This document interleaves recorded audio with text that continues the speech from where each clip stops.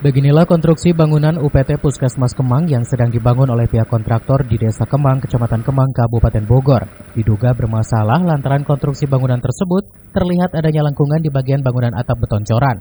Pembangunan gedung UPT Puskesmas yang menelan anggaran senilai 4,5 miliar rupiah dari anggaran dan APBD Kabupaten Bogor, proyek pengerjaan tersebut diperkirakan baru mencapai 70%. Terkait adanya temuan tersebut, pihak pelaksana proyek membantah terkait adanya lengkungan di bagian bangunan atap beton coran itu tidak bermasalah karena tidak akan berdampak kepada kualitas bangunan.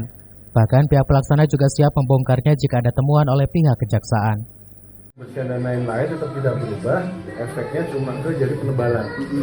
Penebalan karena kan betonnya ngikutin bekisting, beton ngikutin bekisting, ada penebalan di situ. Tapi kalau posisi pembersihan bisa dibuktikan dengan nanti kita mungkin lihat ke atas ya, posisi daknya rata.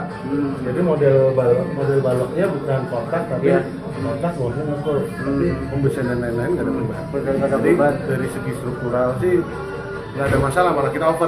Cuma estetikanya aja ya? Ya, estetika pun nggak ada masalah ya, karena tempat itu tuh kan ya? Ya, tempat lakon.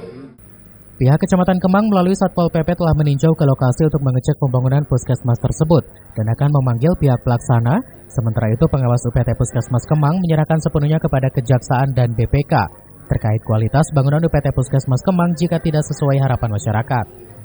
Rencananya kita menginginkan awal Januari itu sudah mulai beroperasi. Ya.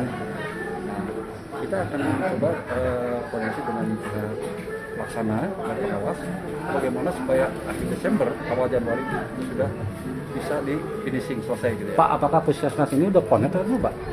Belum. Kita masih puskesmas lewat jalan. Oh, lewat jalan.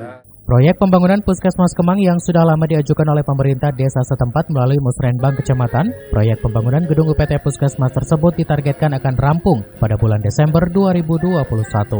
Dari Kemang, Kabupaten Bogor, Suhanda Abriji melaporkan.